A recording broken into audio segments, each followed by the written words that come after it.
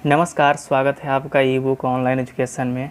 आज हम लोग इसमें चर्चा करने वाले हैं आरबीआई के बारे में, यानी कि आरबीआई का इतिहास, उस साथ में उसकी संरचना, यानी कि इसके बोर्ड में कितने लोग होते हैं, सरकार का कोई प्रतिनिधि होता है कि नहीं, तो बहुत सारी चीज़ों पे चर्चा करते हैं। तो चलिए शुरू करते हैं।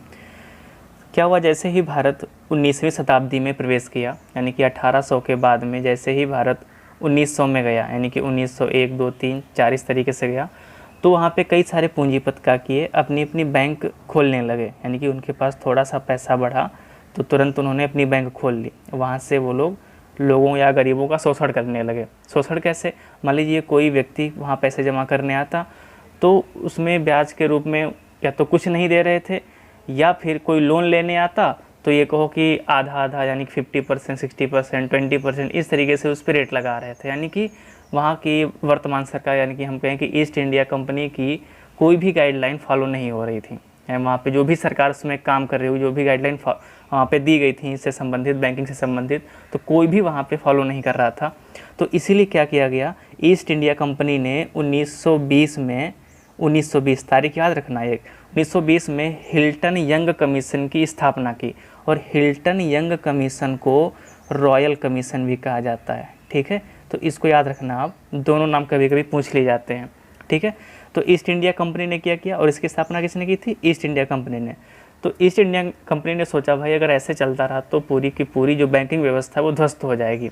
तो इसीलिए हिल्टन यंग कमीशन की स्थापना की गई और कहा गया इससे कि भाई आप इसकी जांच करो, क्या हो रहा है इसमें, किस तरीके से इसको सुधारा जा सकता है। तो हिल्टन कमीशन ने क्या किया, 1926 में अपनी रिपोर्ट प्रस्तुत कर दी। तो उस रिपोर्ट में इसने कहा कि जब तक कोई केंद्रीय बैंक स्थापित नहीं किया जाएगा तब तक ये व्यवस्था सही नहीं होने वाली है। ठीक है, यानी कि उसने आरबीआई के बारे में कहा था कि भाई कोई केंद्रीय बैंक स्थापित कर दो। अब आरबीआई अपना इस समय केंद्रीय बैंक है, तो बेसिक सी बात है कि आरबीआई के बारे में उसने अवधारणा वहीं पे प्रस्तुत की थी। तो सबसे पहले आरबीआई के लिए जो 1926 में हिल्टन यंग कमीशन, या हम इसको क्या कहें, रॉयल कमीशन के द्वारा अवधारणा रखी गई थी। बाद में क्या हुआ, इसी कमीशन के अंतर्गत 1934 में आरबीआई एक्ट को पारित कर दिया गया।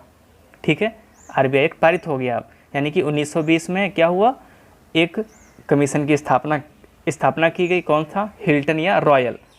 और इसने अपनी 1926 में रिपोर्ट प्रस्तुत की। रिपोर्ट प्रस्तुत करने के बाद 1934 में आरबीआई एक्ट पारित कर दिया गया। अब जैसे ही आरबीआई एक्ट पारित हुआ तो 1935 में आरबीआई की स्थापना कर दी, यानी कि 1 जुलाई 1935 को आरबीआई की स्थापना कर दी गई। अब पता है आपको कि जो इसकी स्थापना हुई थी वो कोलकाता में हुई थी, यानी कि जो पहले मुख्यालय 2 साल तक कोलकाता में रहा था, ठीक, ना कि मुंबई में। ये तो 1937 में मुंबई में स्थानांतरित की गई, और जब इसकी स्थापना हुई थी तो 5 करोड़ की पूंजी के साथ हुई थी। और पता है जो 5 करोड़ की पूंजी है वो 100 रुपये के शेयर में बांटी गई थी। 100 रुपये के शेयर में, समझ लो आप, 100 रुपये का शेयर, 5 करोड़ की पूंजी, यानी 5 लाख शेयर इसमें बांटे गए होंगे। ठीक है, आगे बढ़ते हैं। बाद में क्या हुआ, स्थापना होने के बाद में 1 जनवरी 1949 को इसका राष्ट्रीयकरण कर दिया गया। राष्ट्रीयकरण का मतलब ये सरकार के अंतर्गत आ गई और इसमें कई सारे कार्य सौंप दिए गए, क्योंकि इसका जो एक्ट है 1934 का एक्ट है उसमें कई सारी धाराएं हैं, उन धाराओं के अंतर्गत बहुत सारे काम करती है वो। इसके कार्य जो है सेपरेट पढ़ेंगे। आगे बढ़ते हैं, इसके हम संरचना के बारे में देखते हैं। सबसे पहले गवर्नर इसके सर ऑसबॉर्न स्मिथ थे। ठीक है, जो सबसे पहले, यानी कि 1935 में जो गवर्नर बनाए गए थे ऑसबॉर्न स्मिथ थे। वर्तमान की बात करें अगर तो शक्तिकांत दास जी हैं, और शक्तिकांत दास कौन से नंबर के हैं? 25वें नंबर के हैं। अब देखो कभी कभी नाम नहीं पूछता है, अब तो ट्रेंड ख़त्म हो गया, भाई नाम पूछ लिया, अब सीधा नंबर पूछता है। भाई वर्तमान में आरबीआई के गवर्नर कौन से नंबर के हैं, या सुप्रीम कोर्ट के जज कौन से नंबर के हैं, तो इस तरीके से वो जो है नंबर पूछता है। तो आप नंबर आपको यहाँ पे याद रखना है, नाम तो आपको याद ही होगा, शक्तिकांत दास जी हैं और ये 25वें नंबर के हैं। इसका मुख्यालय कहाँ पे है? मुंबई में है। ठीक है, लेकिन इससे पहले कहाँ पे था? वो कलकत्ता में था। मुंबई में कब आया? 1937 में। ये चीज़ आपको याद रखनी है। इसके 4 स्थानीय कार्यालय हैं। कौन कौन से? दिल्ली, कलकत्ता, मद्रास और मुंबई। मद्रास का मतलब क्या? चेन्नई। ठीक है, आगे बढ़ते, याद रखना यहाँ से महत्वपूर्ण चीज़ें हैं। संरचना इसकी, यानी कि इसका जो निदेशक मंडल है वो किन किन लोगों से मिलकर बनता है।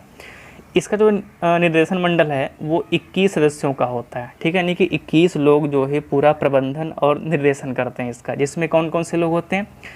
एक तो गवर्नर होता है, आपको पता है शक्तिकांत दास जी हैं, वो एक ही होगा।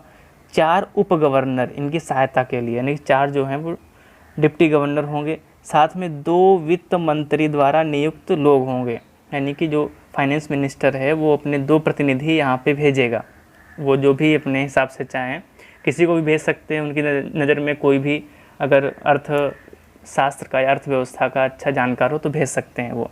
साथ में 10 लोग जो होते हैं वो भारत सरकार के निदेशक होते हैं, यानी कि भारत सरकार भी जो है यहाँ पे 10 लोग भेजती है और सबसे बड़ी संख्या यही आपकी है, यानी भारत सरकार के जो प्रतिनिधि हैं वो 10 लोग हैं। अगले 4 निदेशक स्थानीय बोर्ड का प्रतिनिधित्व करने के लिए भारत सरकार द्वारा नियुक्त किया जाता है। भाई जो अभी आपने देखा जो 4 स्थानीय कार्यालय हैं कौन कौन से हैं, दिल्ली, कलकत्ता, मद्रास और मुंबई, ठीक है, यानी मुंबई में हेडक्वार्टर भी है और स्थानीय कार्यालय भी दोनों हैं। तो इन चारों का निर्देशन करने के लिए भारत सरकार ही व्यक्तियों को नियुक्त करती है। ये देखिए यहाँ पे लिखा हुआ है कि 4 निदेशक स्थानीय बोर्ड का प्रतिनिधित्व करने के लिए भारत सरकार द्वारा जो लोगों की नियुक्ति की जाती है यहाँ पे, ठीक है। तो यहाँ पे आपसे शुरुआत से फिर से एक बार देखते हैं क्या क्या हम लोगों ने देखा।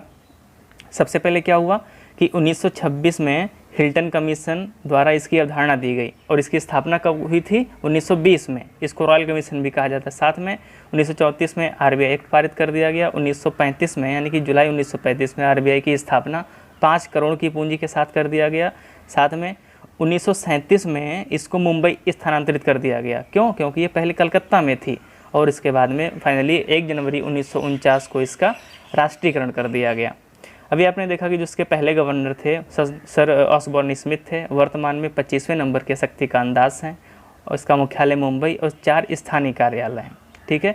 और इसके निदेशक मंडल में 21 लोग होते हैं। 21 में से कौन कौन से, 1 गवर्नर, 4 उप गवर्नर, 2 वित्त मंत्री के द्वारा नियुक्ति, 10 भारत सरकार के निदेशक होते हैं और 4 स्थानीय बोर्ड के लिए, ठीक है। तो ये आपका बेसिक सा हो गया कि जो आरबीआई है इसकी शुरुआत कहाँ से हुई और इसके कौन कौन से लोग कार्य करते हैं। तो अगली वीडियो में हम लोग इसकी बहुत अच्छे से चर्चा करेंगे, इसके काम क्या हैं, किस तरीके से ये मॉनेटरी पॉलिसी को लागू करती है और बैंकों का बैंक क्यों कहा जाता है। तो वीडियो कैसा लगा कमेंट सेक्शन में ज़रूर बताएं।